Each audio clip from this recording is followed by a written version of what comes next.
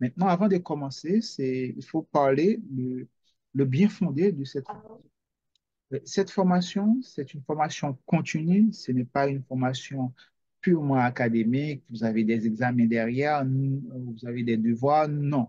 C'est une formation continue qui doit être adaptée avec vous, avec ce que vous faites, hein. Si vous n'avez pas le temps, vous pouvez regarder à nouveau, c'est pour cela. On dépose toujours nos modules de formation, nos contenus de formation, nos vidéos, on dépose toujours sur la plateforme et après, vous recevez un lien pour pouvoir télécharger, regarder quand vous voulez.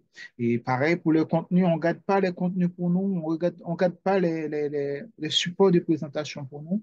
Ce n'est pas pour nous. On vous partage tout. Faites ce que vous voulez avec et seulement il faut les utiliser à bon escient. Autre chose, bon, vous voyez le titre. Le titre, c'est un peu très chargé comme titre, c'est très long. On voit le titre, c'est Relations internationales et environnement des entreprises. Bon, en quelque sorte, on va parler de la relation internationale, on va parler de la relation internationale, mais on va beaucoup plus accentuer sur le business, sur l'entreprise, comment on peut faire du business à l'international, comment une entreprise peut faire du business à l'international. C'est beaucoup plus ces notions-là qu'on va essayer de parler et rentrer beaucoup plus en détail. Voilà, en gros, c'est ça. Bon, alors on commence déjà avec le programme.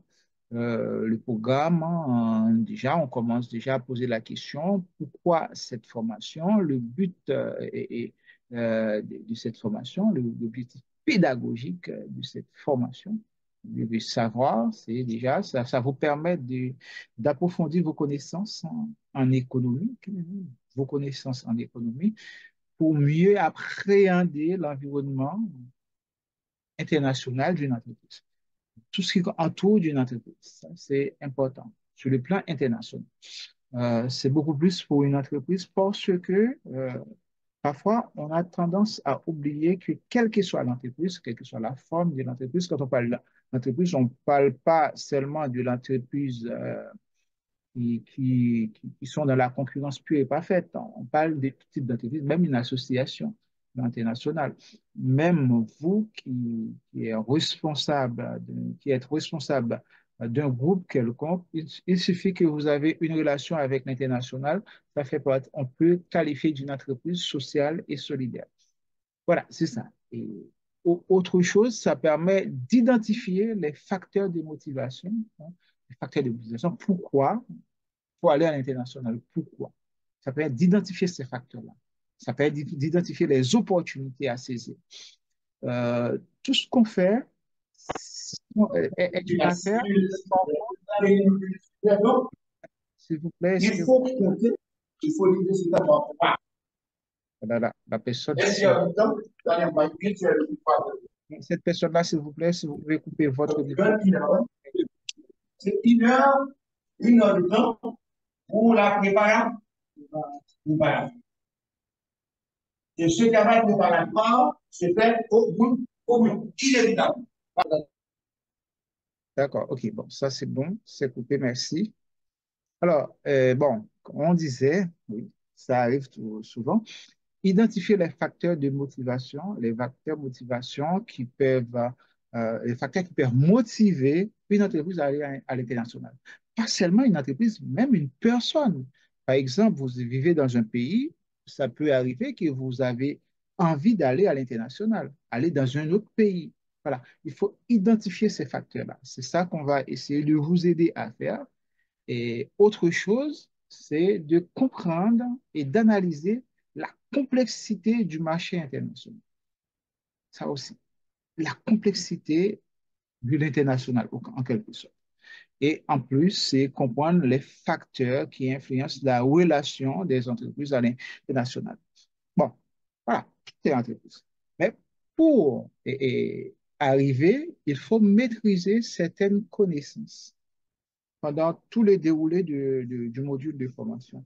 Et quoi, Émilie m'avait dit, il y a quelqu'un qui avait posé une question ce matin pour savoir combien de temps ça va durer. Normalement, on doit avoir aux alentours de 10 modules, et, 10 séances, 10 séances, 10 à 13 séances, ce serait joie pour vous dissertation. Comme ça, vous arrivez à maîtriser l'ensemble des concepts autour de la relation internationale, des entreprises à l'international et également le marché international, sans oublier quelques notions sur le commerce international, comment vous pouvez faire du business à l'international.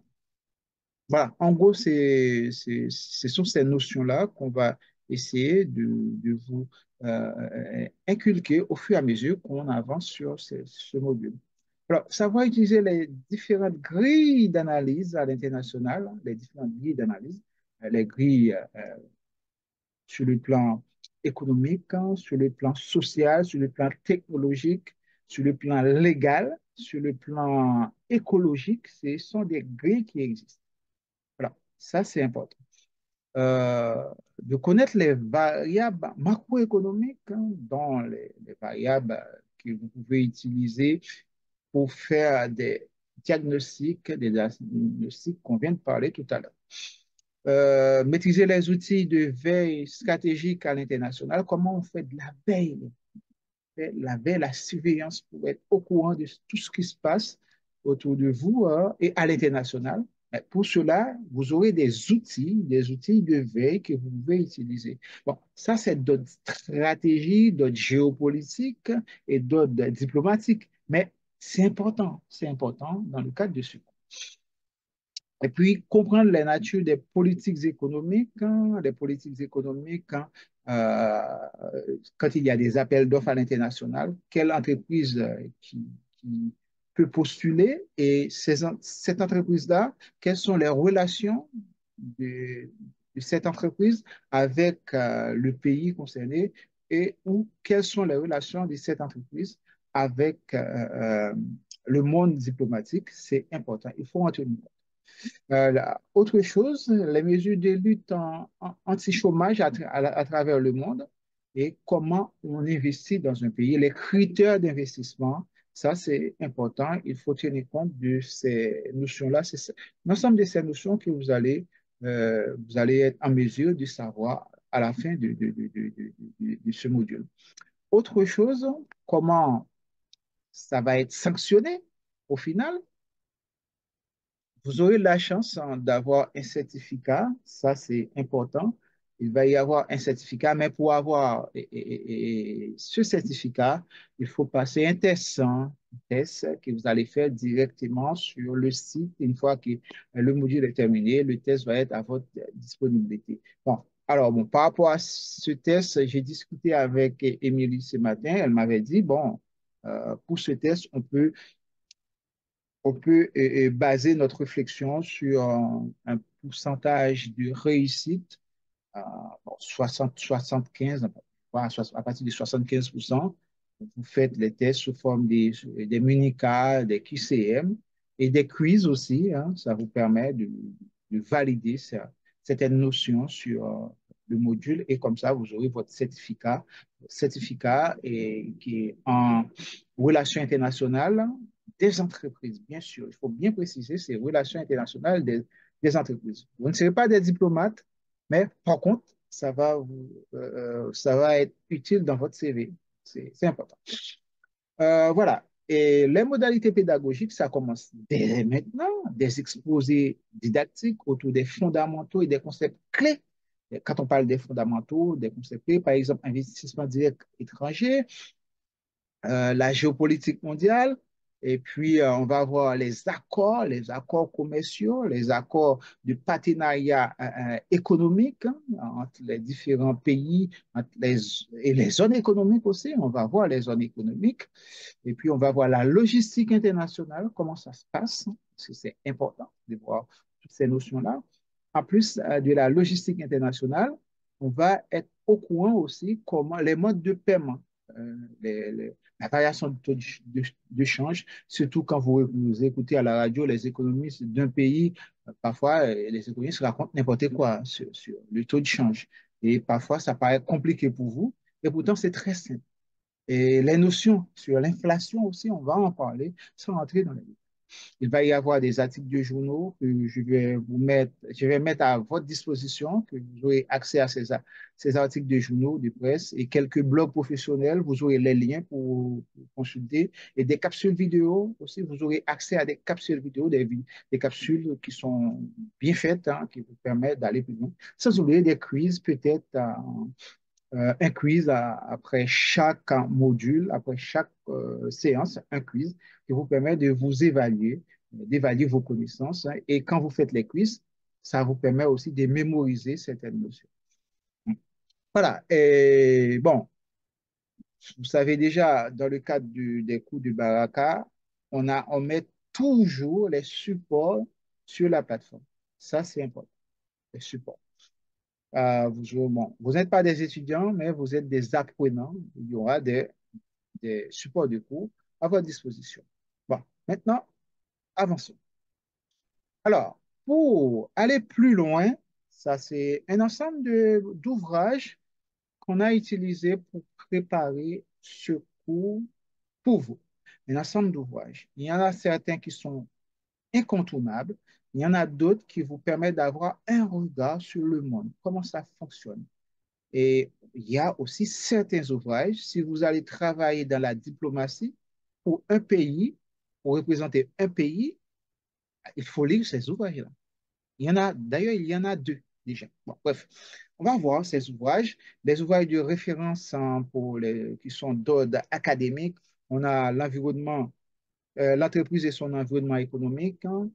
C'est un ouvrage d'ordre académique purement académique, ça permet de préparer le cours de base, d'avoir les notions de base, les notions qu'il faut voir, les notions qu'il faut laisser de côté, les notions qu'il faut approfondir.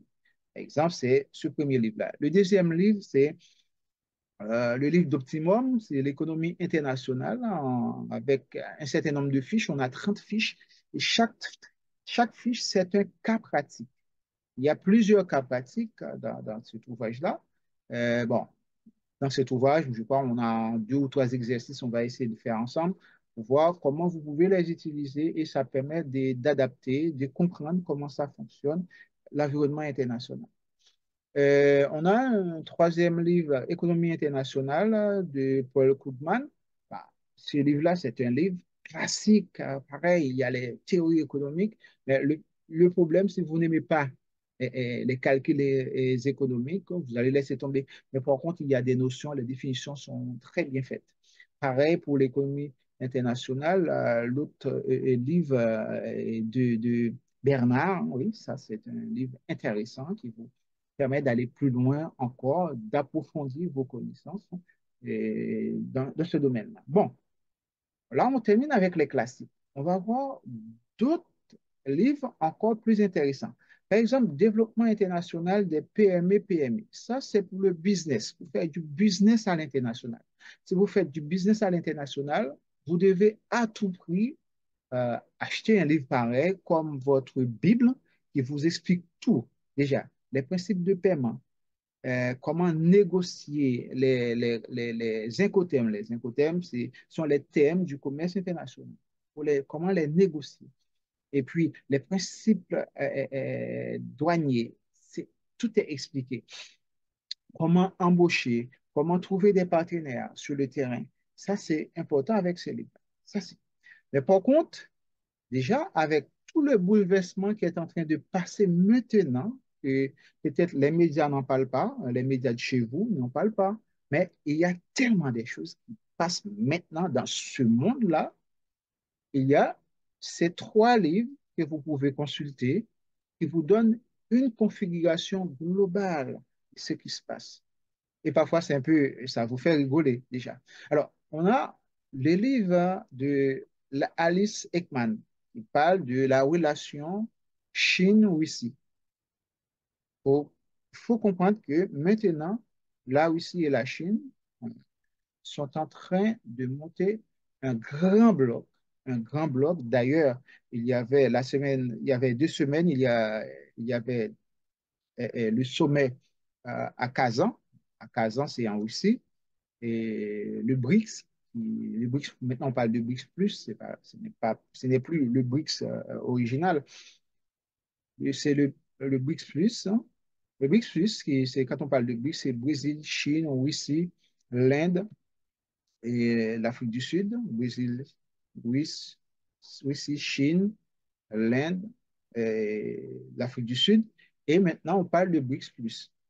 Parce qu'il y a 5 pays, 5 nouveaux pays qui s'ajoutent aux 5 pays qui étaient à la base de la création du bloc BRICS.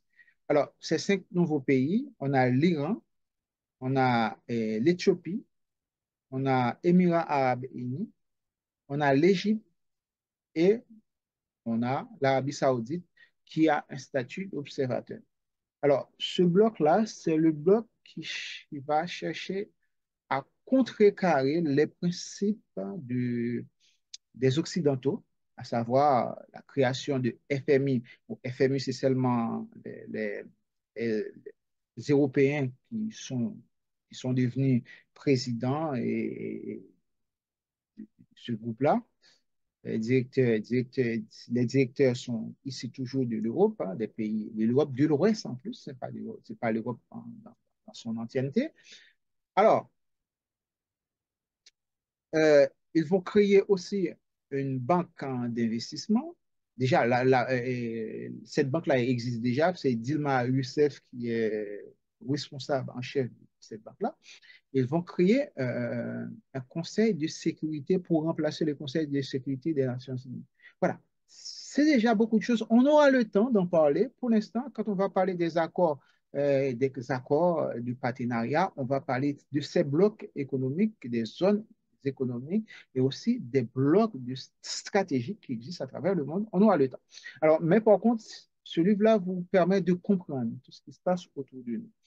Et puis, pareil ici, qui dirigera le monde, c'est pareil, c'est un focus sur ce bloc-là que les Occidentaux appellent Sud global. Voilà, c'est ça. Après la mondialisation, bon, là, c'est en Europe maintenant, c'est dans tous les pays européens, il y a des groupes qui mettent en question la mondialisation. Ils disent la mondialisation, c'est fini. Mais bon, on sait que les États-Unis ne veulent pas entendre parler de la mondialisation, c'est fini. Bon, voilà, ça c'est important. Mais par contre, là, on termine avec les livres classiques, les livres de connaissances générales. Mais on a 2 livres stratégiques pour comprendre ce qui se passe maintenant, surtout vous qui êtes dans le continent américain, vous qui êtes dans le continent africain, pour comprendre ce qui se passe, pourquoi les Américains interviennent toujours dans les affaires intérieures des pays. Il faut lire ces 2 livres-là. C'est le livre de Kissinger, Henry Kissinger, qui était un ancien diplomate américain. Le livre s'appelle L'ordre mondial et Kissinger, c'est qui tout double. C'est soit vous êtes avec moi, c'est soit vous êtes contre moi. Si vous n'êtes pas avec les Américains, cela signifie que vous êtes contre les Américains. Bon, je résume le livre pour vous, mais quand vous lisez ce livre, vous allez découvrir énormément de choses pour voir et ce qu'on appelle la réelle politique des États-Unis. La réelle politique des États-Unis, c'est que c'est d'avoir toujours des dirigeants qui sont en leur faveur. S'il y a un dirigeant qui n'est pas en leur faveur, ce dirigeant est considéré comme leur ennemi. C'est l'ennemi à abattre. Voilà, ça c'est sur le plan stratégique. Après, on a le livre de Brzezinski.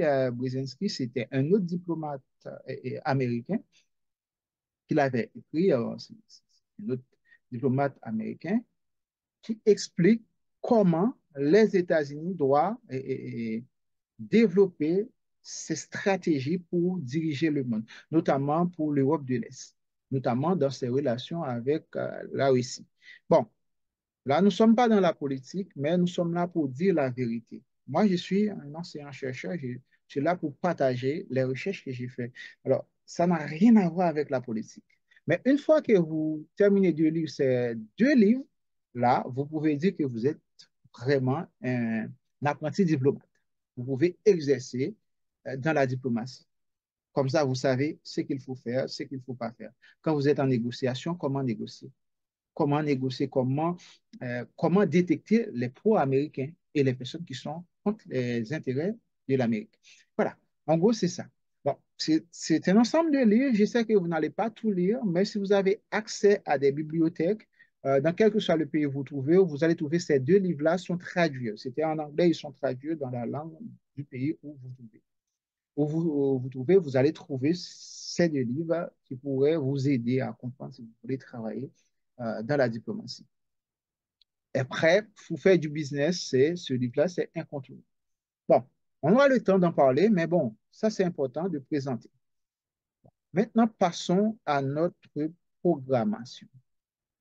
Alors, tout ce qu'on doit voir, il y aura d'autres notions, mais déjà, c'est le début qu'on va voir. Si on a du temps, on va voir d'autres notions. Euh, les incontournables, c'est déjà de faire un peu de généralité, parler de tout, parler d'où ça a commencé et pour arriver maintenant, pourquoi on parle de relations internationales, pourquoi on parle de commerce international, pourquoi on parle du business international, d'où ça a commencé. Voilà, ça, on va en parler. Et aussi les facteurs qui régissent le commerce international, ça, on va voir ça. On va voir ces facteurs-là et là, on va parler des échanges internationaux et les avantages comparatifs. La fameuse théorie des avantages comparatifs qui est à la base de l'économie. Et puis, les dotations factorielles et échanges internationaux. Dotation factorielle, qu'est-ce que ça signifie? Quels sont les facteurs qu'un pays possède qui facilitent son poids à l'international? Quels sont ces facteurs? Alors, bon, un pays ou bien une zone économique ou bien un continent, quels sont ces facteurs-là? En quelque sorte, ce sont des facteurs de travail, des facteurs de travail, les ressources, ça, on aura le temps d'en parler. Le commerce international, on va parler du commerce international parce que c'est important. Euh, les technologies, hein, le rôle de la technologie qui est dans le commerce international, l'économie d'échelle, comment on développe du volume, c'est ça, et la différenciation des produits, ce qui vous permet de limiter les produits contrefaits, la contrefaçon, et aussi les produits qui sont imités par d'autres pays et les produits originaux. Bon, là, on va essayer d'aborder un petit peu les notions autour euh, de la normalisation, de la réglementation internationale, à savoir les normes ISO. Et puis les politiques commerciales, et les politiques commerciales des pays. Bon, là, si on discute entre nous, là, on sait très bien, si on prend un exemple de pays comme les États-Unis, sa politique commerciale, c'est du protectionnisme qui se développe depuis Donald Trump. Et d'ailleurs, c'est aujourd'hui l'élection. On ne sait pas, peut-être Donald Trump veut revenir toujours avec le protectionnisme, hein. Le protectionnisme, hein, ça aussi. Après le protectionnisme, il y a d'autres politiques qui existent que vous connaissez déjà. Il y a la Chine qui développe notre politique, la collaboration, ça aussi, ça c'est important d'en parler. On va voir les différentes politiques commerciales, les différentes politiques commerciales qui vous permettent de comprendre comment ça. On va parler des investissements directs étrangers et la mondialisation, les notions de la mondialisation pour comprendre qu'est-ce que ça signifie la mondialisation, la libre circulation des hommes, des biens, des services, tout ça, c'était les objectifs de la mondialisation. Et on va voir plus loin, quand on parle de la mondialisation, il y a toujours des gagnants et toujours des perdants. Et on voit les gagnants sont généralement les anciennes puissances coloniales qui sont les gagnants parce que eux, ils s'entraident entre eux. Ils s'entraident entre eux. Voilà, c'est ça qu'il ne faut pas oublier. Et les anciennes puissances coloniales s'entraident entre eux. Ce sont des copains parce que ce sont eux qui avaient exploité la richesse du monde dans le passé, mais ils continuent à s'entraider. Voilà, c'est ça qu'on va voir. Puis on va voir les accords commerciaux. Les accords commerciaux, pareil, les gagnants et les perdants des accords commerciaux. Et toujours sur les accords commerciaux, on va voir que euh, comment limiter les pièges des accords commerciaux. C'est vrai, quand il y a des accords commerciaux entre les pays, on voit que les gouvernements sont toujours très contents. Mais pourtant, qui va payer derrière? Ce sont euh, les, les locaux ou bien les consommateurs. Ce sont les concitoyens qui vont perdre, qui vont payer. Parce que quand il y a des accords commerciaux, il y a l'ouverture du marché national.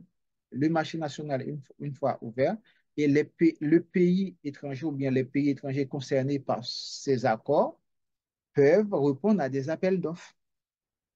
Et après, derrière, on va critiquer, on va dire, oh, le gouvernement vend le pays à des, je sais pas, à des Américains, à des Français, à des Anglais, à des Canadiens. Non, pas du tout. C'est à cause des accords. Bon, c'est à cause des accords. Bon, en gros, c'est ça, c'est le plan. Maintenant, passons à notre généralité, à nos généralités euh, sur le commerce international, sur la relation internationale. Voilà. OK, on commence.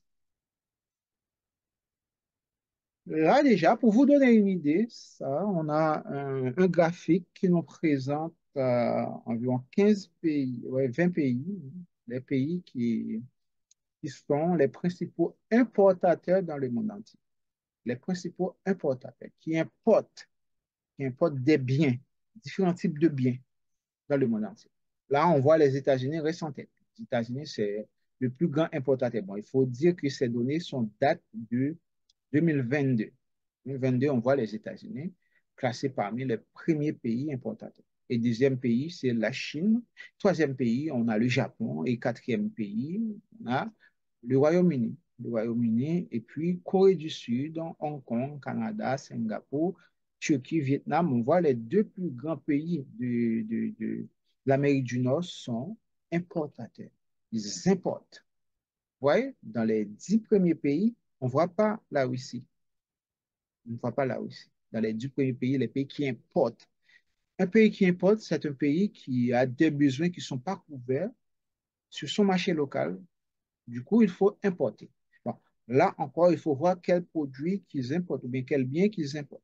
Là aussi. Ça, c'est important. Voilà. On va parler de l'importation, de l'exportation. Là, on est en relation internationale, échange international. Voilà, le côté diplomatique, on laisse de côté pour l'instant. D'accord? C'est ça. Et le dernier pays dans le top 10, on voit, c'est le Vietnam. Le Vietnam importe. Euh, on voit en termes de valeur, l'importation américaine dépasse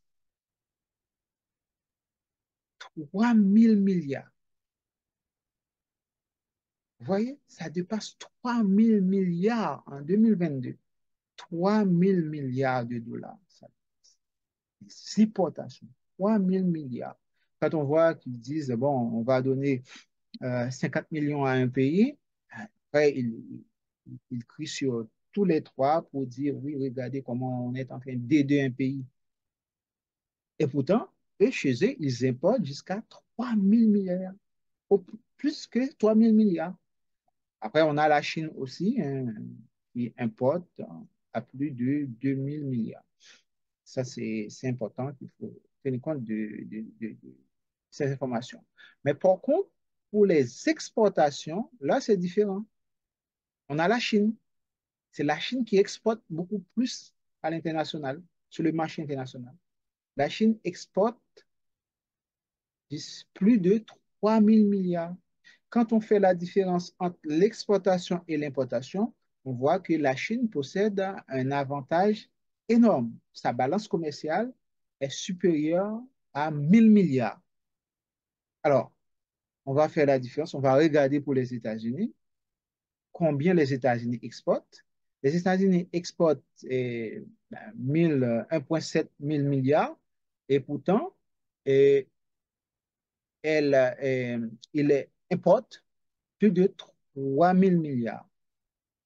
Alors, dans ce cas-là, la balance commerciale des États-Unis entre exportation et importation, c'est négatif, c'est déficitaire. On peut dire que les États-Unis sont déficitaires. Si on écoute les économistes qui racontent tout et n'importe quoi, ces économistes disent toujours les États-Unis, premier pays sur le plan économique, hein, c'est la première économie mondiale. Et pourtant, les données disent non, disent c'est faux. C'est la Chine. Je ne suis pas fan de la Chine, mais j'explique ce que je vois. C'est ça. Voilà. C'est le rôle de ce cours, c'est de déconstruire les gens qui racontent n'importe quoi, les discours des gens qui racontent n'importe quoi. Le rôle, nous sommes là pour ça, c'est pour déconstruire. Et bon, après, bon, il va y avoir d'autres informations internes qu'on peut croiser. Mais si on se base sur les échanges internationaux, là, on va dire que, bon, que les États-Unis sont déficitaires et la Chine est excédentaire. Voilà. Alors, c'est comme ça. Ça, bon, voilà. Après, on a l'Allemagne aussi. L'Allemagne qui n'est pas dans le top 10 des importateurs, mais qui figure en troisième position, qui figurerait, bon, c'était en 2022, qui figurerait en troisième position parmi les pays exportateurs. Bon, on a la Hollande, le Japon, toujours Corée du Sud. Là, on a l'Italie et la France. Bon, si on a l'Italie, parce que l'Italie, c'est le premier pays exportateur de produits du luxe dans le monde. Le premier pays, on a l'Italie. Ça, il faut en tenir compte. On a la Belgique aussi. Bon, voilà, c'est juste pour vous donner une idée euh, sur les échanges commerciaux à l'international, les échanges entre deux pays. Maintenant, entre les zones économiques, les zones géographiques ou zones économiques, on va voir la différence entre importation et exportation. La part des importations mondiales, c'est en jaune et la part des exportations mondiales, c'est en bleu. Voilà, on va voir parmi ces blocs. On voit pour l'Amérique du Nord, alors l'Amérique du Nord, c'est pareil. L'Amérique du Nord importe plus qu'il exporte. Vous voyez ça? Les États-Unis, le Canada, le Mexique aussi fait partie de l'Amérique du Nord. On voit l'Amérique du Sud. L'Amérique du Sud, bon, les importations sont légèrement plus élevées. Sont légèrement plus élevées. Par contre, on a l'Europe, pareil, l'Europe importe beaucoup plus qu'elle exporte. C'est ça qu'on voit là, l'Europe. La CEI, ce sont les anciens pays du bloc de l'Est, les anciens pays de l'Union soviétique, hein. Ce bloc-là, on voit, c'est un bloc qui exporte beaucoup plus qu'il importe. Exporte beaucoup plus. Et après, on a l'Afrique hein, qui importe légèrement plus élevé par comparaison à son exportation. Moyen-Orient exporte beaucoup plus, beaucoup plus. On a l'Asie et l'Océanie qui exportent beaucoup plus. Si on regarde cette configuration, pour résumer, on va dire le Sud global exporte plus qu'il importe et les Occidentaux importent plus qu'ils exportent. On va dire qu'il y a un déficit de production euh, dans les pays occidentaux et il y a un surplus de production dans les pays du Sud global. C'est le nouveau terme qu'on emploie maintenant, c'est le Sud global, occidentaux, Sud global. Sud global, quand on parle du Sud global, on voit l'Asie du Sud-Est, le bloc Chine, l'Inde, hein, la Russie, les anciens pays du bloc de l'Est et les pays de l'ancienne Union soviétique, un petit peu l'Amérique du Sud aussi, hein, avec l'Amérique du Sud avec le Brésil, Chili. Bon, on enlève l'Argentine qui est un peu recalcitrante toujours, hein, se rapproche de plus en plus vers les États-Unis. Bon, voilà, en gros, c'est ça. On a ces pays-là qui sont les pays du Sud qui sont beaucoup plus producteurs et qui exportent beaucoup plus qu'ils n'importent. Alors, c'est comme ça. Bon, là encore, il y a des nuances. Si on va entrer plus en détail, on va voir que le Moyen-Orient, quand on parle du Moyen-Orient, c'est là qu'il y a le pétrole, les gaz, là qu'il y a le pétrole et les gaz. Et puis, bon, Et les pays, les anciens pays du bloc de l'Est de l'Union soviétique, ces pays-là, ils échangent entre eux. Ils ont un bloc, hein, ils ont un grand bloc, ils sont environ 15. Ils continuent à échanger entre eux. Ça aussi. Voilà.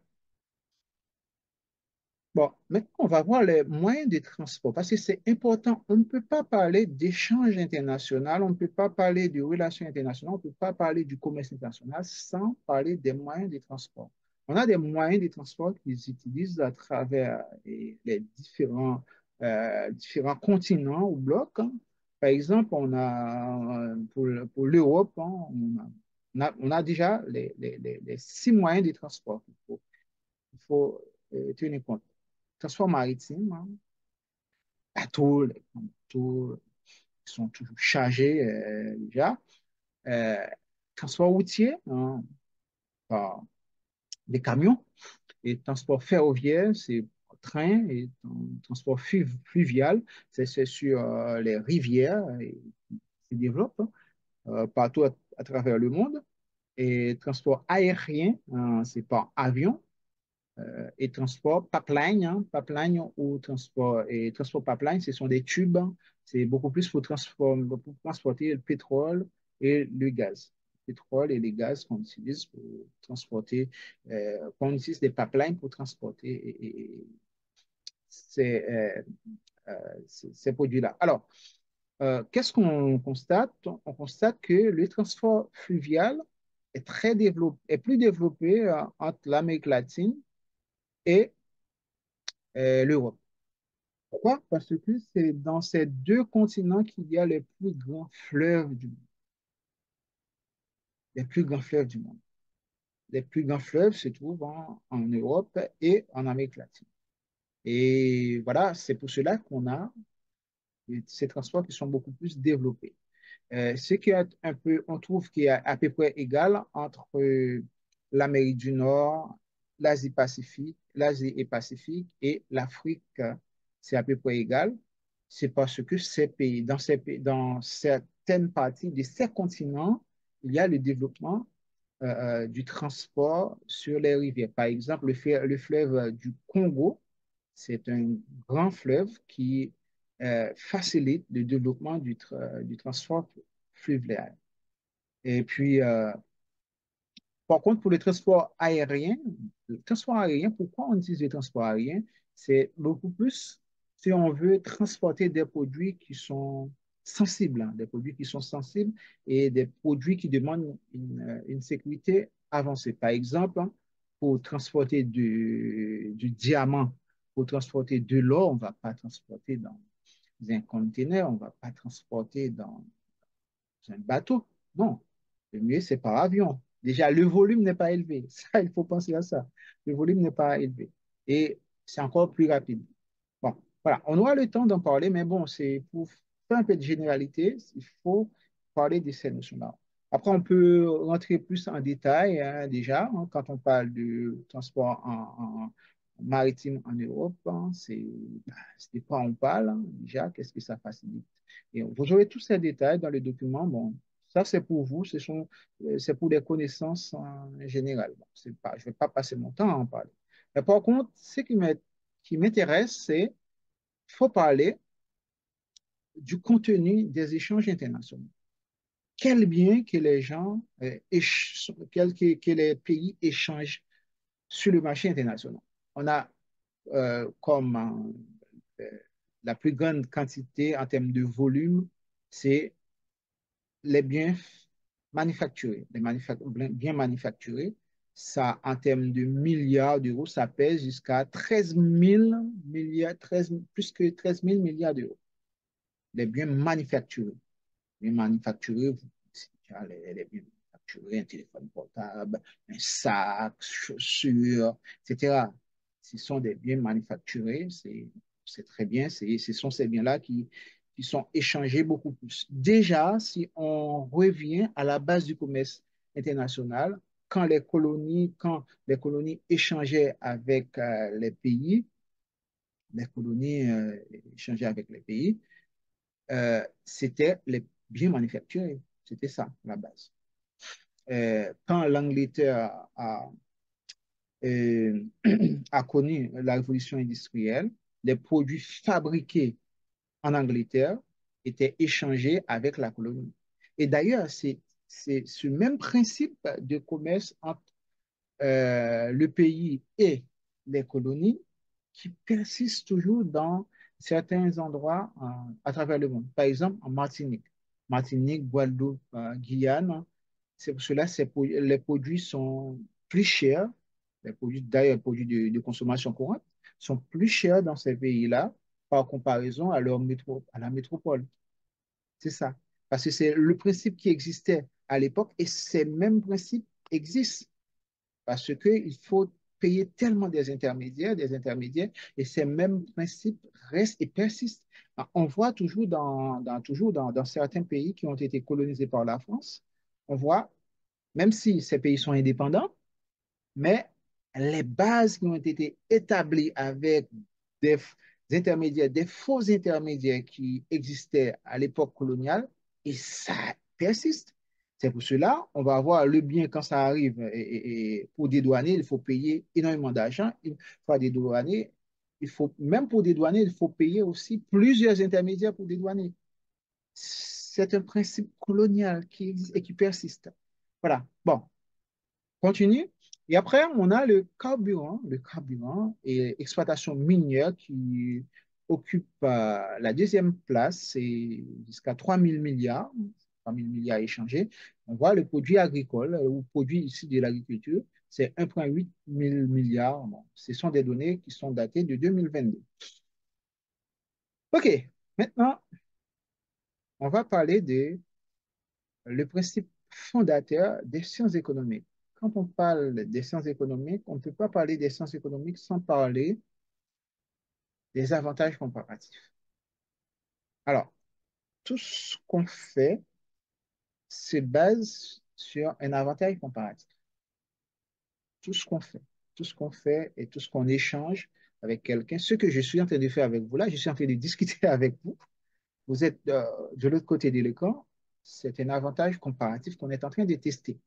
Mais il n'y a pas une valeur monétaire, c'est vrai, mais il y a une valeur psychologique derrière. C'est ça qu'on va essayer de voir. Bon, avant qu'on rentre dans les détails, commençons par le commencement. Déjà, pourquoi il faut parler de l'avantage comparatif? L'avantage comparatif, on commence à parler de l'avantage comparatif, c'est dans le premier livre de l'économie, hein, le premier livre basé sur l'économie, qui a été rédigé par un philosophe, hein, c'était Adam Smith.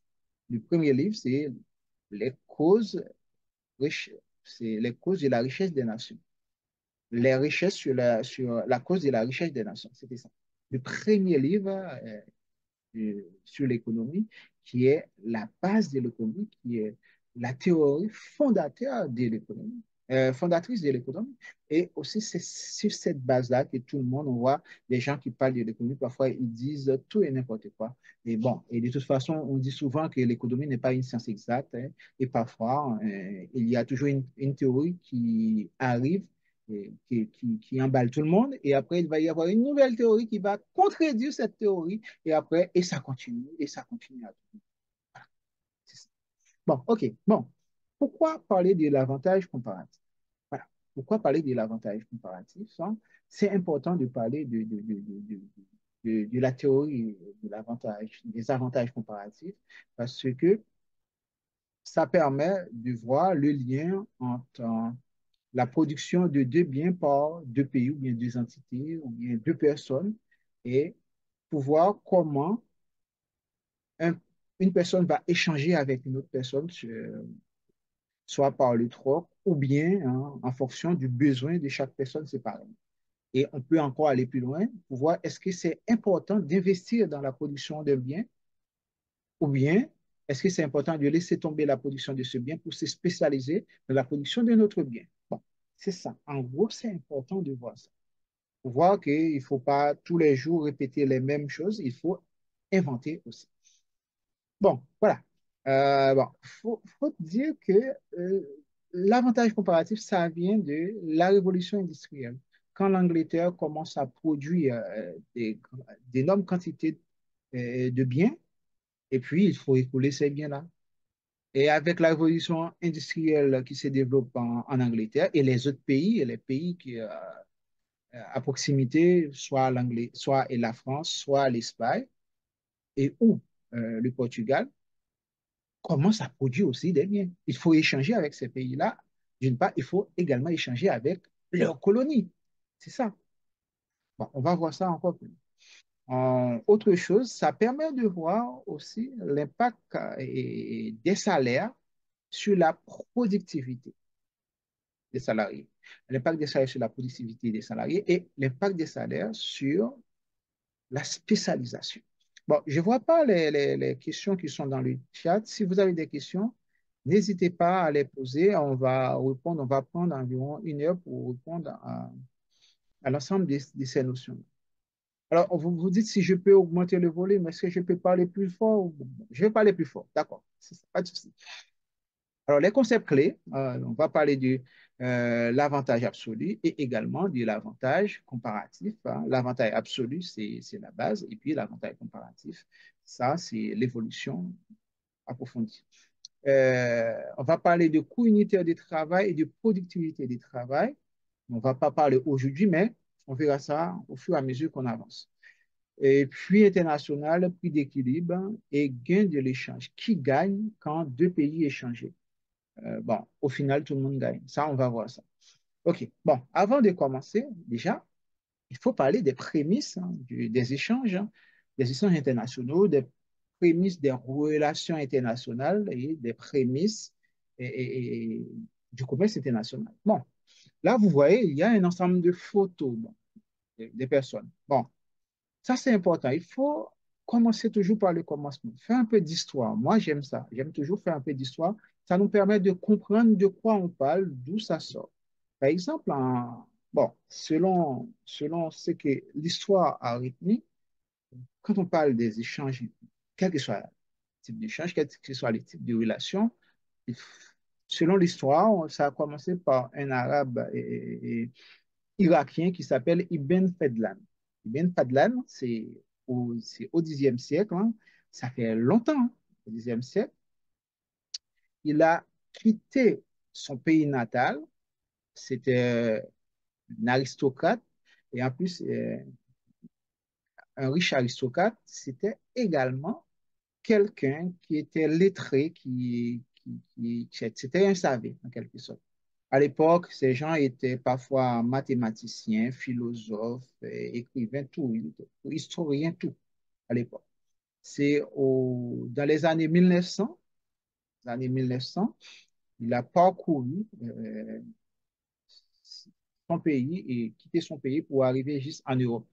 Et juste en Europe, où il a rencontré en Russie un peuple qu'on appelle les Vikings. Il a rencontré les Vikings en Russie. D'ailleurs, à l'époque, quand c'était les Vikings qui colonisaient presque l'Europe du Nord, c'était les Vikings, mais où il a rencontré les Vikings, c'est plutôt en Russie. En Russie, c'est là qu'il a rencontré les Vikings. Et quand il était arrivé, il, a- il est arrivé à un moment important où le chef des Vikings était mort, son fils qui lui remplaçait allait et célébrer ses funérailles. Funérailles, c'était sur un bateau qu'on appelle Drakkar, et puis ils ont mis la personne, ils ont mis le défunt sur le bateau, après ils ont mis le feu. Voilà. Ah bon, je résume pour vous, ben, ça prend du temps pour tout expliquer, pour vous expliquer l'histoire. C'est là, lui, à l'époque, qu'est-ce qu'il avait de la fourrure, mais les Vikings avaient de l'or, c'est ça. Ils ont échangé. Bah, on sait que les Irakiens parlent perse à l'époque, c'est la langue perse qu'ils parlaient à l'époque, et les Vikings, hein, qui sont devenus des Russes maintenant, parlaient russe. Alors, c'est ces gens-là qui ne se connaissent pas, mais chaque possède un bien que l'autre a besoin. C'était le champ. C'est ça que l'histoire nous raconte. C'est parmi les premiers échanges qui ont été documentés c'était Ibn Fadlan et avec des Russes, hein, des Vikings. Voilà. C'est ça pour l'instant. Quand on voit la guerre qui passe maintenant en Europe, hein, on sait que la Russie, l'Ukraine, ce sont des pays qui ont été euh, fondés, ouais, par des Vikings. Et les Russes sont plus des Vikings que des Caucasiens. Vous voyez? C'est ça. C'était Ibn Fadlan. Après Ibn Fadlan, on a Éric le Rouge. Éric le Rouge, c'était un Norvégien, toujours viking, hein, un viking. C'est lui il a découvert l'Amérique avant Christophe Colomb. Il a découvert l'Amérique, c'est à la fin du 18e siècle, entre fin 18e siècle, entre fin 10e siècle et début 11e siècle. Il a découvert l'Amérique et il a navigué jusqu'à Islande. De Islande, il met le cap vers Groenland et de Groenland, il est arrivé jusqu'au Canada. Pendant son parcours, il échangeait toujours des biens contre les produits locaux. Là, c'était déjà une sorte de commerce, une sorte d'échange. Il ne plaçait pas des diplomates, mais à l'époque, c'était déjà de l'échange. Voilà, on a commencé par un Irakien, après on a vu un Norvégien, maintenant on va passer à un Africain, un Malien. C'est le grand roi Mensa Moussa. Mensa Moussa, parfois ils disent Kanga Moussa. Voilà. C'était un roi. C'est ce monsieur qui est à la base euh, de de la première chute des cours boursiers dans le monde, hein. C'est lui, quand il allait faire le pèlerinage à la Mecque, il a fait escale en Égypte. C'était un Malien. À l'époque, c'était le royaume de Tombouctou. C'était le roi du royaume de Tombouctou au Mali. Il a fait escale en Égypte. Selon l'histoire, il avait ramené avec lui 12 tonnes d'or. 12 tonnes d'or. Avec la quantité d'or qu'il avait sur lui et ses compagnons, il a fait escale en Égypte pendant une semaine. Ça a chuté totalement l'économie égyptienne parce qu'il a acheté tout ce qu'il a trouvé, les produits de luxe, il a tout acheté avec lui. Là, encore, c'était entre 12e, 11e et 12e siècle. 11e et 12e siècle. C'est plutôt 12e, début 12e siècle. Voilà. C'est quelqu'un qui est à la base également des échanges internationaux, du commerce international. On a Marco Polo, hein, Marco Polo déjà, et si il n'y avait pas Marco Polo, Christophe Colomb n'allait pas découvrir l'Amérique en quelque sorte. C'est Marco Polo qui avait effectué un grand voyage, hein, jusqu'en Chine. Quand il est arrivé en Chine, il a rencontré le petit-fils de Kubilai, le petit-fils de Gengis Khan, qui s'appelait Kubilai Khan, qu'il avait pris en tant qu'émissaire.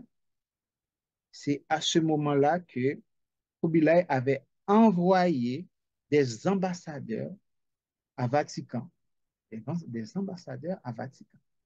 Selon l'histoire, c'est la première relation proprement dite. Et aussi, il avait ramené dans ses bagages aussi pas mal de choses. Maintenant, quand on parle de la pâte italienne, on parle des spaghettis, tout ça, et ça vient de la Chine. C'est Marco Polo qui avait apporté tout ça dans ses bagages. Et en même temps, il avait écrit un livre qui s'appelle Les Mille Trouvailles. Les Mille Trouvailles, c'est ce livre-là que Christophe Colomb a lu. Une fois que Christophe Colomb a terminé sa lecture, Christophe Colomb a dit, ah, franchement, il y a des richesses en Chine, en Inde plutôt, il y a des richesses en Inde, il faut que j'aille en Inde.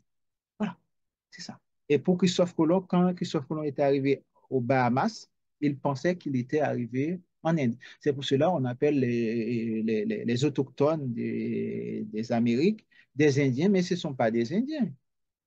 On les appelle des Indiens, c'est parce que Christophe Colomb pensait qu'il était arrivé en Inde. Il était arrivé en Inde. Bon, Après Christophe Colomb, on peut ajouter un autre nom. Vespucci, Amerigo Vespucci. D'ailleurs, c'est Amerigo quand quand il a dans dans son voyage, il est arrivé à l'Orénoque, il a trouvé le grand fleuve, hein, le grand fleuve, l'Amazone. Il a dit, ah, franchement, un grand fleuve, c'est un continent qui pourrait donner naissance à ce grand fleuve.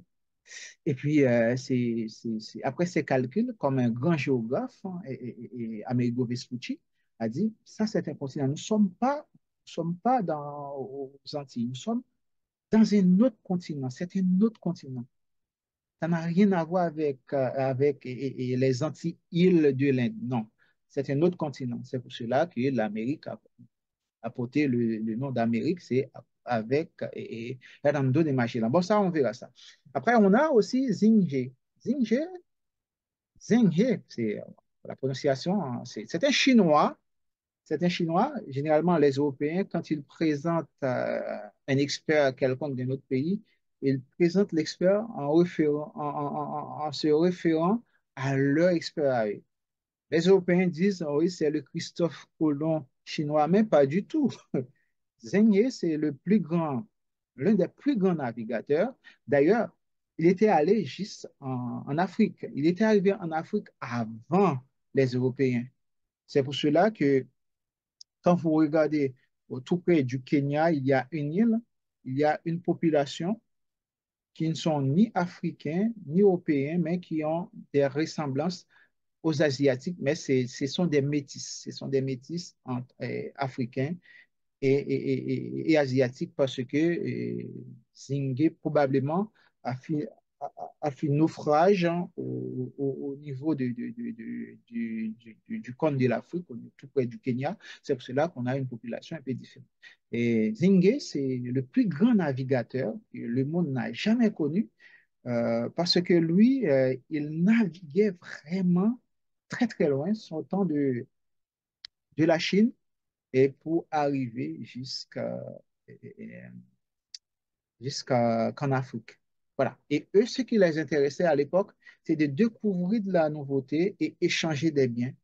Échanger des biens. Ils n'avaient jamais en tête de coloniser. Et d'ailleurs, c'est ça qui fait la valeur de l'Afrique, quand la valeur des Chinois, quand les Chinois arrivent dans un endroit, les Chinois pensent aux échanges, au commerce, faire du business. Voilà, bon, on va terminer. Je pense que j'ai pris trop de temps parce que, voilà, il me reste seulement 30 minutes, hein. Je ne vais pas prendre plus que ça. On a Bartolomeo Diaz. Bartolomeo Diaz, hein, c'est pareil. Si on a parlé de Marco Polo, c'est Marco Polo qui a inspiré Christophe Colomb. Mais Bartolomeo Diaz aussi, c'est quelqu'un exceptionnel. Parce que si maintenant on voit les grands bateaux peuvent charger d'un continent pour relier d'un continent à un autre, c'est grâce à Bartolomeu Diaz. Parce que à l'époque, les gens, les navigateurs avaient peur de la mer. C'était en 1488 et Bartolomeu Diaz a effectué un voyage pour contourner l'Afrique, hein, pour aller en Inde. Euh, pour dire, pour expliquer mieux cette histoire, c'est que vous savez que la prise de Constantinople par les Turcs, hein, une fois que, vous savez, Constantinople, c'était l'empire romain d'Orient. Euh, c'est quand Constantin s'était baptisé euh, dans le christianisme, hein, et Constantin avait construit euh, la cathédrale de Sainte-Sophie. Sainte-Sophie qui est devenue maintenant mosquée bleue en Turquie. En Turquie. Voilà, c'est ça. Et c'était la bastion du christianisme avec Constantin. Et une fois que est baptisé, et Constantin a laissé Rome pour aller vivre, hein, à Constantinople. Mais Constantinople, hein, c'était le seul endroit de la chrétienté qui n'était pas attaqué. Mais bon, il y a un peuple qui venait l'Asie mineure, c'était des nomades, c'était les Turcs, hein, et les Turcs. Avec en tête, il y avait un grand chef qui s'appelle Mehmed le Conquérant, Mehmed D. Et Mehmed a assiégé Constantinople et avec plusieurs de semaines d'artillerie. Et puis, Constantinople est tombé. Une fois que Constantinople est tombé, c'était très compliqué pour les Européens de faire du commerce avec l'Asie. Voilà. C'était blocage total. Mais pour contourner ce blocus, il faut trouver une nouvelle route maritime. Tous les navigateurs ont essayé, ont échoué, mais Bartholoméo a dit qu'on va essayer de contourner l'Afrique pour aller en Inde sans passer par, à l'époque, il faut passer entre Gênes, après Gênes, pour traverser l'Italie, de l'Italie pour aller pour passer, pour aller pour traverser devant la Turquie. Bon, on va essayer de tout contourner. Euh, Comme ça, on va arriver directement à l'endroit où on peut trouver la route pour arriver en Inde. Mais bon, Bartholoméo a pris la mer. Il y avait une tempête. Pendant la tempête, il a dit, bon, au lieu que je prends au niveau des côtes, ça peut provoquer la cassure de mon bateau. Je vais m'enfoncer au fond des mers et avec le vent, je vais retrouver ma route. Bon, il a passé plusieurs jours en mer, hein. Il n'a pas vu la terre, mais il reste comme ça. Mais après plusieurs journées de navigation, un lendemain, il s'est retrouvé dans un endroit au niveau de la pointe de l'Afrique qu'on appelle le Cap de Bonne-Espérance. Le Cap de Bonne-Espérance. C'est comme ça, il était sain et sauf. Quand il sortait du cap, du bateau, il a planté une croix. C'est pour cela que cet endroit s'appelle Cap de Bonne-Espérance pour lui. Et pour rendre gloire à Dieu, bon, c'était son explication à lui. Mais qu'est-ce qui a provoqué ça? C'est parce que à l'époque, les gens ne savaient pas, c'est parce que c'est dans la mer qu'il y a un courant qui fait le tour de la Terre sous forme de chiffre 8. C'est comme ça. On appelle la gyre océanienne, qui fait le tour de la Terre. Mais en calme plat, vous êtes sur la mer, vous sentez rien. Et pourtant, c'est toute la masse d'eau qui dépasse avec vous. C'est toute la mer qui déplace avec vous. Eh bien, c'est ce courant-là qu'il avait emporté jusqu'au cap de Bonne-Espérance. Et puis, une fois qu'ils ont trouvé ça, c'est devenu facile pour eux. Maintenant, tous les grands bateaux suivent ce courant-là. C'est ce courant-là qui a révolutionné la navigation, qui a révolutionné les échanges commerciaux à l'international à l'époque. C'est pour cela que c'est une histoire intéressante et c'était grâce aux travaux ou bien à la perspicacité de Bartolomeu Dias, voilà, qui était un Portugais. Bon, voilà, on termine avec l'histoire. Commençons, on va rentrer un peu en détail. Voilà, c'est ça tout le monde dit. Quand on discute avec un occidental, la première chose que l'occidental vous dit, c'est oui, c'est avec Christophe Colomb. Oui, bon, Christophe Colomb a découvert l'Amérique le 12 octobre 1492. C'est pour cela le 12 octobre est devenu la fête nationale de l'Espagne. Chaque 12 octobre, c'est la fête nationale de l'Espagne. Bon, on dit c'est avec Christophe Colomb qu'on commence les échanges internationaux. Bon, avec Christophe Colomb, c'est là qu'on commence à parler d'une nouvelle théorie économique, d'un nouveau concept économique qu'on appelle le mercantilisme. Le mercantilisme. Bon, quand on parle du mercantilisme, ça a commencé pendant la période des grandes découvertes, hein. Quand on dit des grandes découvertes, il faut citer les personnes qui étaient très reconnues pour les grandes découvertes, comme Vasco de Gama. Vous savez que Vasco de Gama a découvert le Brésil.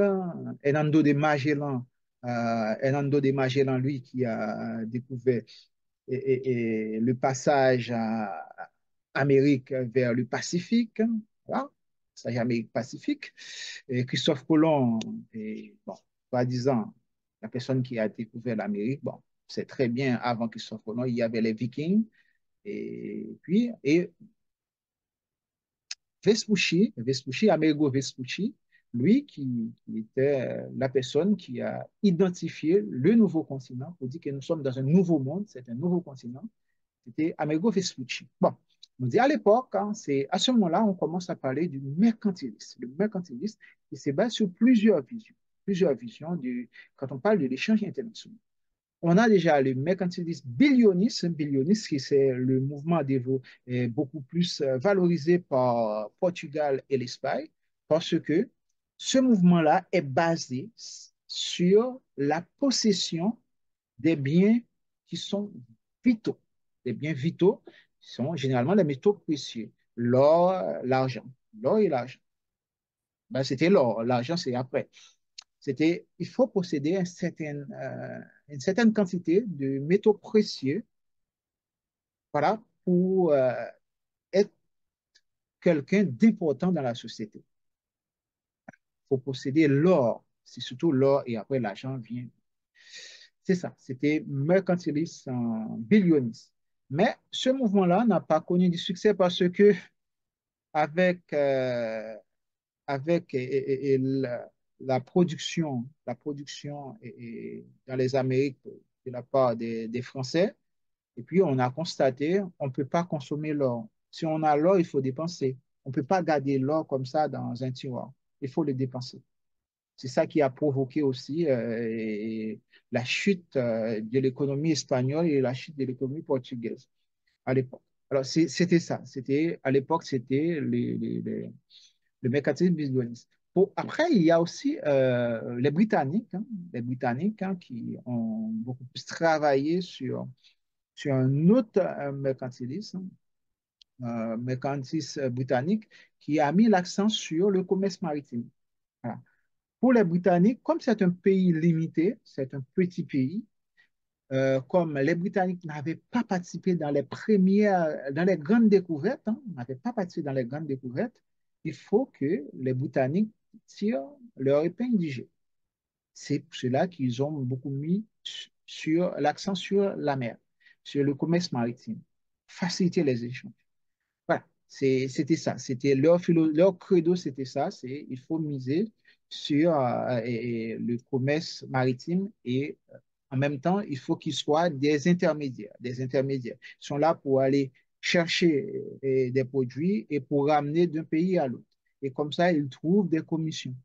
Comme ça, ils trouvent des commissions, ils trouvent leurs intérêts. C'était euh, leur mercantilisme à eux. Bon, pour le mercantilisme britannique, on a David Hume et John Locke. Ce sont deux personnes qui sont à la base du mercantilisme unioniste. On va voir encore si on étudie la pensée de Hume ou bien la pensée de John Locke, on voit qu'ils avaient des pensées un peu pervers, c'est-à-dire qu'il y a des personnes qui sont nées, voilà, toutes les théories racistes que le monde a connues après, c'était leur réflexion à eux. Pour dire, il y a des personnes qui sont nées pour être pauvres. Ces personnes-là, ils doivent être toujours au bas de l'échelle. Il faut exploiter ces gens-là. C'est tout ça. Bon, j'ai caricaturé un peu, mais bon, quand on fouille vraiment dans leurs écrits, c'est ça qu'on trouve dans ce que ces philosophes avaient rédigé à l'époque. Après, on a le mercantilisme français. Le mercantilisme français, même c'est différent. Et d'ailleurs, le mercantilisme français, jusqu'à présent, ça continue à, à s'imposer dans l'économie moderne. C'est basé sur déjà la démographie et les territoires. Il faut avoir une forte population. C'est pour cela qu'on voit que la Chine, quand on analyse le modèle économique chinois, on dit, ah, il y a un problème parce qu'il y a un problème de population. La population de la Chine n'est pas suffisante pour soutenir sa croissance. Et quand on regarde l'Europe encore, c'est catastrophique. On dit la population européenne est très vieillie. Là, c'est un problème dans 10, 20 ans. Il va y avoir un problème de main-d'œuvre. Voilà, ça aussi. C'est de ça qu'il parle. Bon, on va voir quand il parle des zones, on va dire que l'Afrique, on a une population jeune, ce sont des grands travailleurs, des travailleurs. C'est là peut-être il faut penser à faciliter l'immigration africaine vers l'Europe dans les années à venir pour pouvoir soutenir notre économie, pour pouvoir soutenir notre croissance. Alors, c'est comme ça les penseurs parlent. Pour vous dire que le mercantilisme français continue à dominer la pensée économique. Et aussi les territoires. Quand on va arriver plus loin, on va voir que un petit pays du point de vue de territoire, de superficie, a beaucoup d'intérêt à échanger avec l'international parce qu'il n'y a pas assez d'espace pour faire de la production, pour produire des biens de consommation. Mais par contre, un grand pays n'a pas besoin de commercer d'échanger avec 10 000 pays. On a vu l'exemple avec la Russie. Par rapport à son territoire, c'est un pays qui arrive à être autosuffisant. Vous voyez, c'est ça. C'est ça. Voilà, on verra ça au fur et à mesure qu'on avance. Et voilà. Et également, l'accent a été mis sur l'agriculture, le développement industriel et l'artisanat.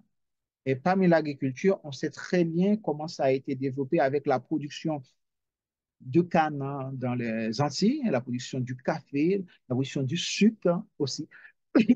C'était la base de l'économie française. Et voilà, à la base, il y avait le Colbert. Il y avait Colbert qui était à la base de cette réflexion. Ça, quand on discute avec des physiocrates, ils disent, oui, bon, quand vous parlez de l'économie, maintenant, parfois on dit c'est Adam Smith, mais avant Adam Smith, il y avait Colbert. Bon, voilà, c'est ça qu'ils disent.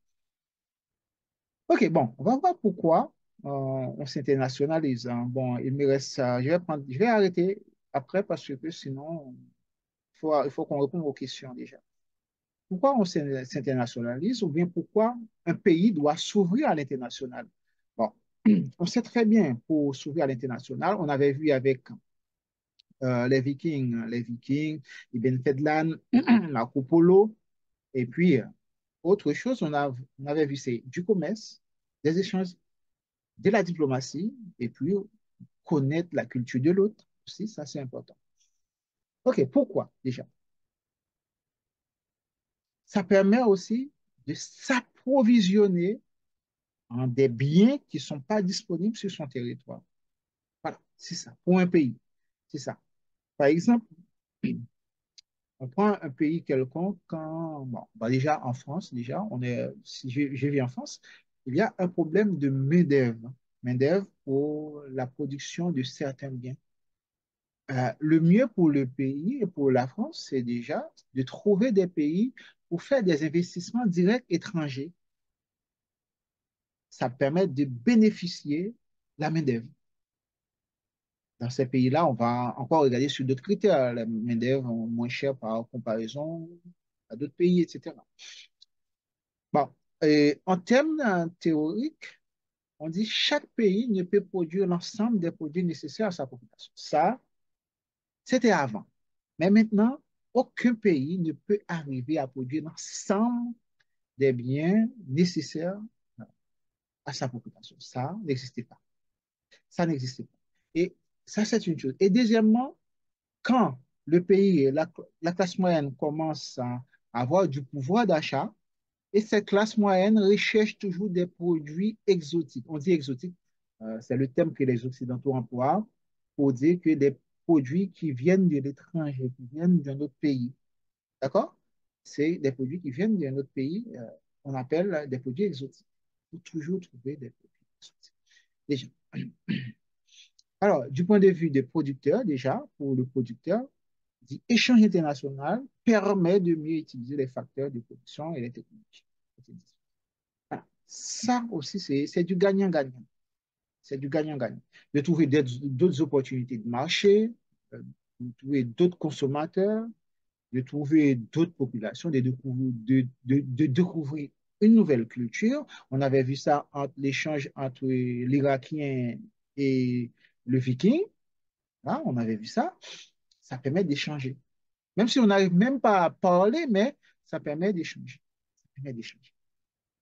Et puis, autre chose, pourquoi échanger, c'est d'être intéressé à l'autre, déjà.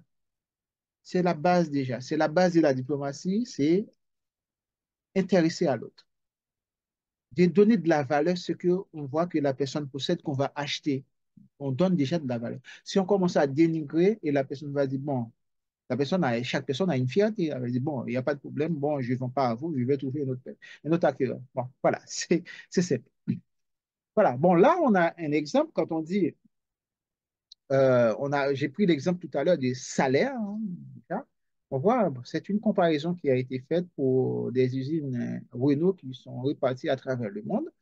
On voit que en France, combien ça coûte pour Renault? Ça coûte 30 € l'heure, on va dire 30 dollars l'heure. Et puis en Roumanie, ça coûte seulement 6 € l'heure. Et en Turquie, ça coûte 8 € l'heure. Et au Maroc, ça coûte 4,5 € l'heure. Mais comment Renault va chercher à s'internationaliser? Renault va chercher à aller soit au Maroc, soit en Roumanie. Le mieux encore, c'est d'aller au Maroc. C'est d'aller faire fabriquer les produits au Maroc et après venir en France pour vendre les produits en France bien cher. Et le coût de production, c'est très faible au Maroc. C'est pour cela que Renault va chercher à s'internationaliser au Maroc. D'accord.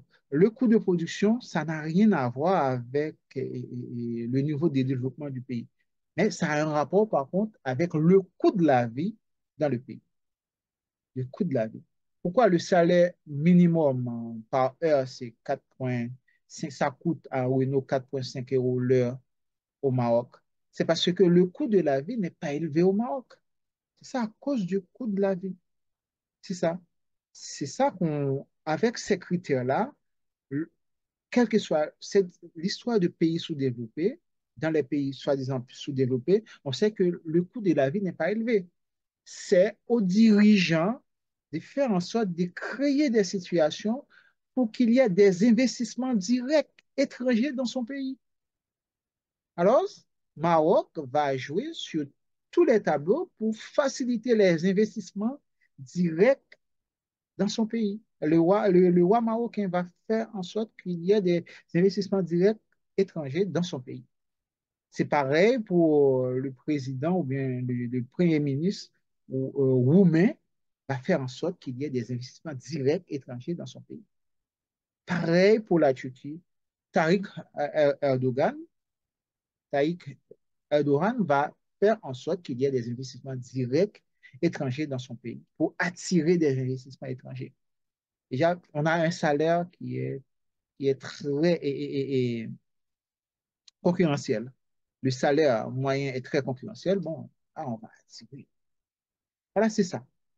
C'est ça. Et c'est pour trouver des opportunités pour une entreprise comme Renault, ben, c'est d'aller fabriquer des voitures au Maroc ou en Royaume-Uni, ou en Roumanie ou en Turquie. Parce qu'en France, ça coûte 30 € l'heure. Vous voyez, 30 € l'heure en France, et puis on paye seulement 6 € en Roumanie. En France, on paye 5 fois 6, 5 fois plus. Voilà, 5 fois. Au Maroc, c'est 4,5 et c'est 6 fois plus. Vous voyez? En gros, c'est dans ce sens-là. Bon, dernière chose pour terminer, on va parler de ces deux bonhommes, hein, beaucoup plus, qui sont à la base de la théorie du commerce international. On a Adam Smith et on a David Ricardo.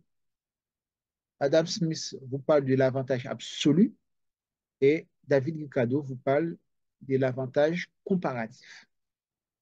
Adam Smith, lui, c'est dire que pour quel que soit le pays, il faut chercher à avoir un avantage sur les autres pays. C'est ça. Mais David Ricardo arrive à dire non, ça peut arriver que vous n'avez pas un avantage absolu, mais par contre, vous avez un avantage comparatif. D'accord. Comme ça, au lieu de perdre votre temps à produire les mêmes biens qu'un autre produit, que notre pays produit, essayez de trouver le bien que ce pays n'arrive pas à produire de manière réaliste ou bien de manière concurrentielle pour trouver un avantage sur ce pays-là. Comme ça, vous pouvez échanger avec le pays. Alors, David Ricardo, comment on peut tourner la réflexion de Ricardo? C'est que chaque pays a un intérêt à défendre. Dans les échanges, quelle est la chose que vous possédez? Vous savez que l'autre pays a besoin et l'autre pays est prêt pour mettre le prix, comme ça. Ça permet de jouer sur la concurrence, sur les échanges. Du coup, on a quand même quelque chose qui nous permet de peser sur la balance quand on échange. Bon, OK, bon, j'arrête là et on se verra dans 2 semaines. Oui, c'est pas cette semaine, semaine d'après. On va rentrer en détail. Ne vous inquiétez pas, on va pas se précipiter. On a euh, 12, je crois, 11 ou 12 séances à faire ensemble.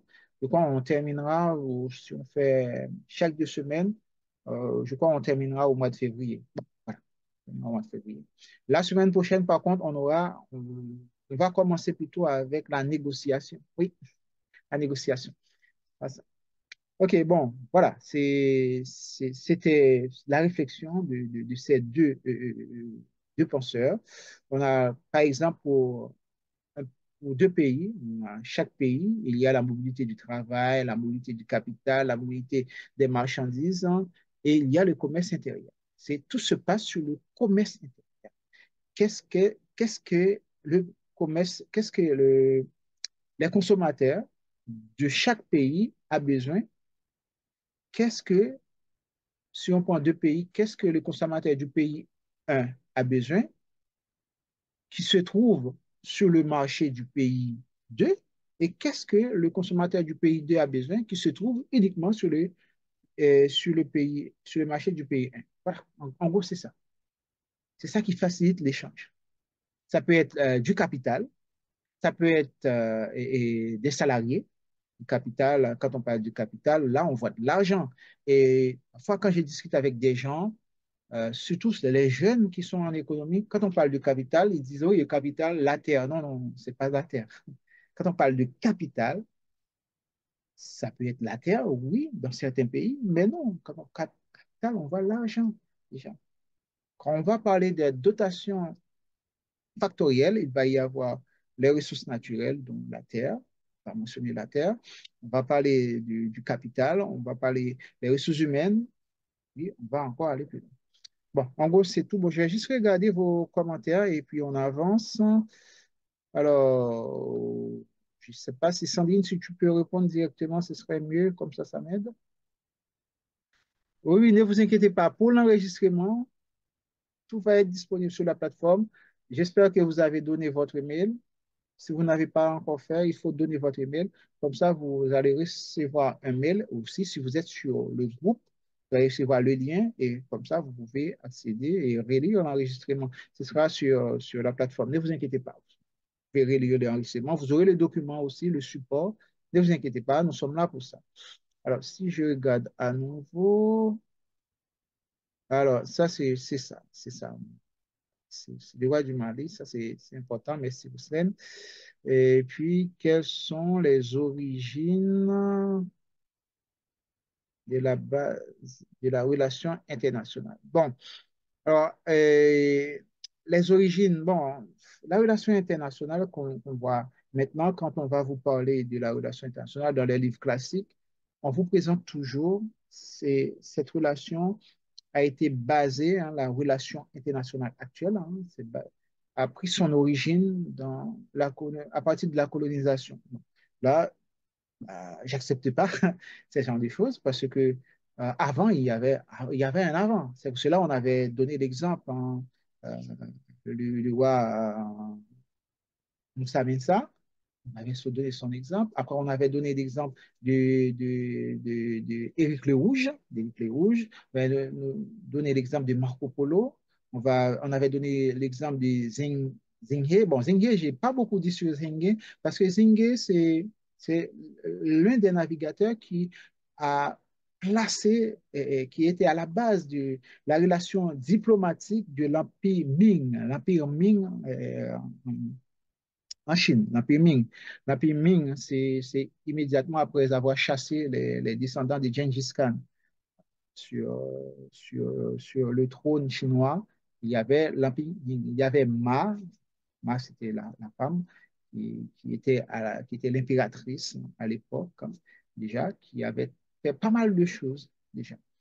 Et d'ailleurs, c'est cet empire-là, hein, dommage, c'est cet empire qui a causé pas mal de tort à l'humanité dans le sens que ils ont inventé le fusil.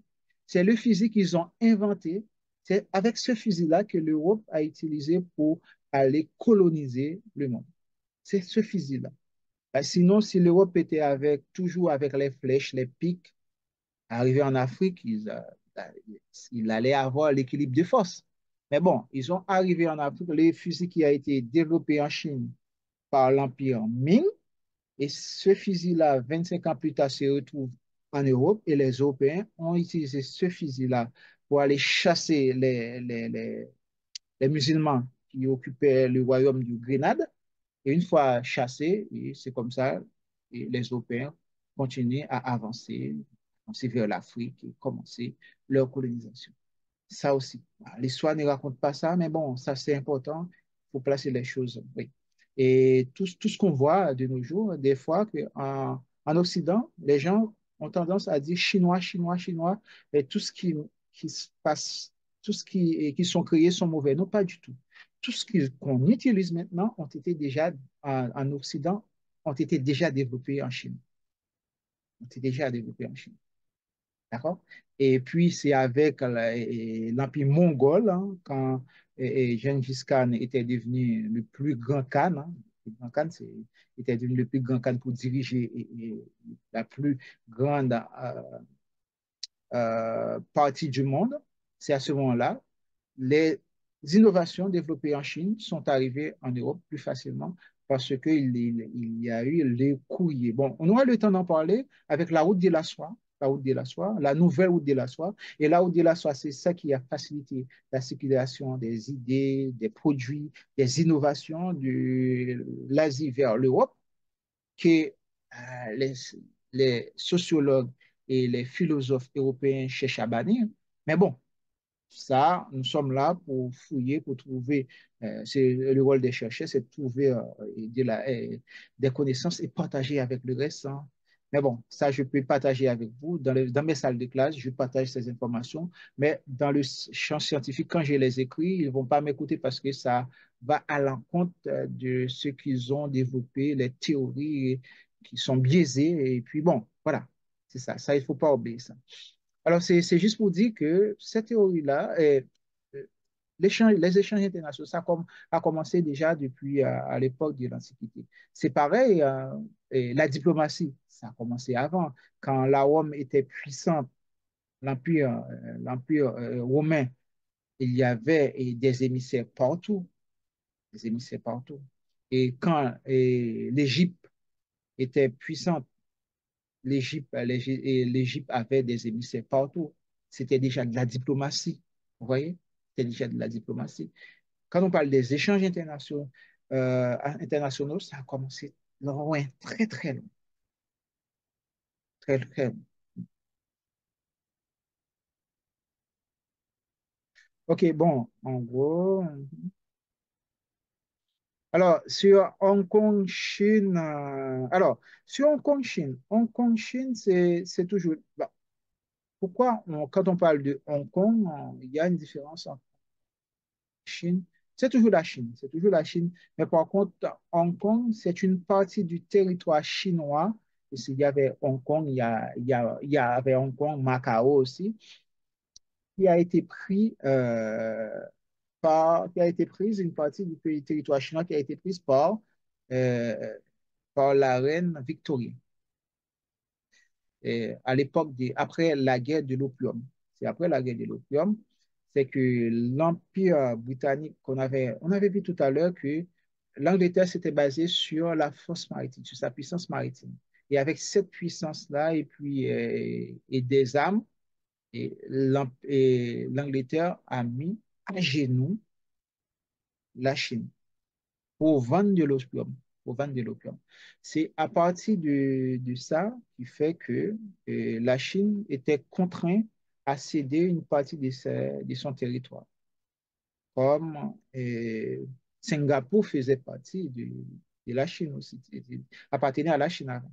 Singapour, et Hong Kong, Macao, on voit que, bon, je crois que c'est en 1998 que l'Angleterre a accepté de redonner la Chine et Hong Kong à la Chine. Mais par contre, Hong Kong fonctionne toujours sur les traces des traces de l'Angleterre.